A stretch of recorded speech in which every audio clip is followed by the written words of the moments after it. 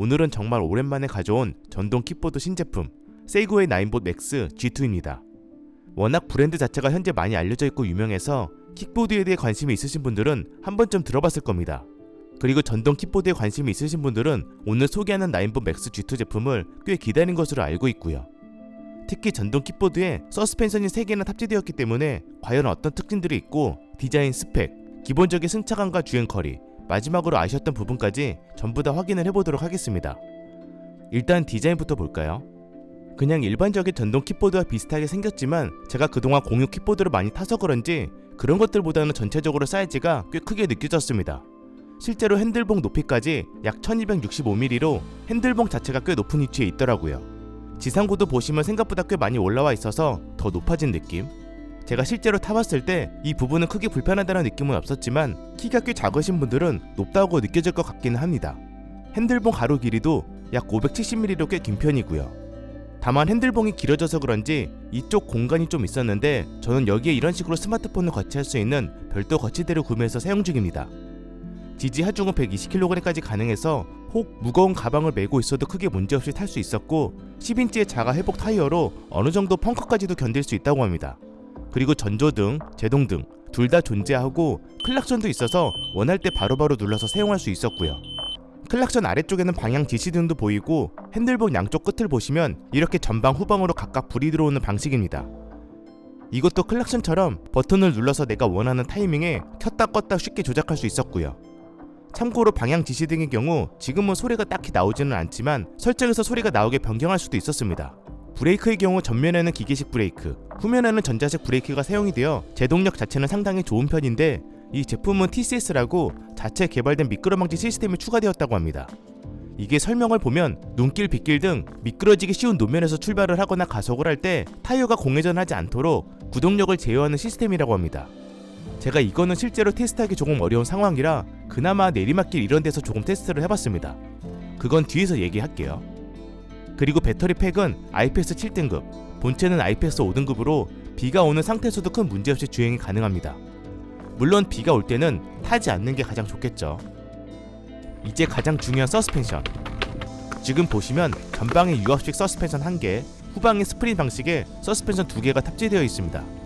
즉 전방에서 1차로 충격을 한번 잡아주고 후방에서 2개의 서스펜션이 또 한 번 나머지 충격을 잡아주다 보니까 충격 흡수나 승차감 자체는 제가 타본 전동 킥보드 중에서 단연 최고였습니다.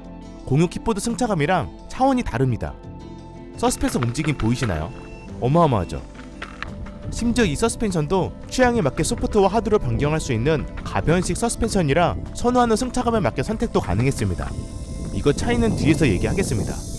기본적인 스펙도 1000W급 BLDC 모터에 저가형 킥보드처럼 전륜 구동이 아닌 강력한 후륜 구동 시스템이 적용이 되었고 폴딩도 여기 이 부분, 이중 잠금 장치를 풀어서 원터치로 접고 여기에 고정시켜서 들고 이동하거나 차의 수납도 가능합니다. 다시 펼 때는 그냥 펴주고 여기만 눌러주면 끝이고요. 주행 모드도 에코 모드, 드라이브 모드, 스포츠 모드 3가지가 존재하고 각 모드별 최대 시속이 다르게 설정되어 있었는데 이 제품도 현행법상 국내에서는 최대 속도 25km까지 주행이 가능합니다. 스포츠 모드 시 최대 속도로 주행이 가능하고요. 각 모드별 주행 가능 거리도 모드에 따라서 다르지만 대략 50에서 70km라고 보시면 됩니다. 독특했던 건 스포츠 모드 세부 설정이었는데 스포츠 모드 최대 속도로 내가 따로 설정할 수 있었고 가속 설정 또한 따로 설정이 가능했습니다. 더 쉽게 얘기를 하면 최대 속도는 25km로 설정을 했지만 출발 가속 속도를 천천히, 중간, 빠르게로 세팅할 수 있다는 겁니다. 기본적인 주행 방법이나 기능도 좀 더 알아보면 도난반지 당연히 적용되어 있어서 잠금을 설정을 했다면 전원을 껐을 때 자동으로 잠금 상태가 되고 충격을 받거나 바퀴가 굴러가면 도난방지 경보가 울리게 됩니다.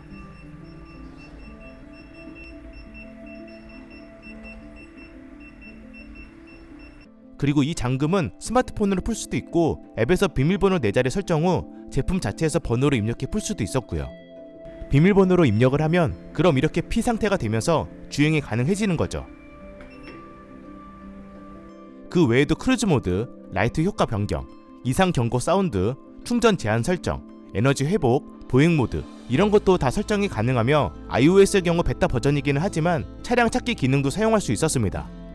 그럼 이제 실제 주행을 해보면서 좀 더 주행 느낌에 대해서 얘기해보겠습니다. 일단 제가 노면이 고른 곳, 고르지 못한 곳, 정말 다양하게 계속 주행을 해봤는데 정말 심한 비포장 도로가 아닌 이상 웬만한 곳은 거의 부드럽게 지나갑니다. 간혹 빠른 속도로 이렇게 심한 턱 이런 부분에서는 그 서스펜션이 최대치 끝까지 닿으면서 탕 소리와 함께 끝까지 닿는 느낌은 있는데 일반적인 상황에서는 그 느낌은 거의 못 느끼고 굉장히 부드럽게 갑니다. 덜컹거리는 잡소리, 손에 느껴지는 큰 진동도 거의 없었고요.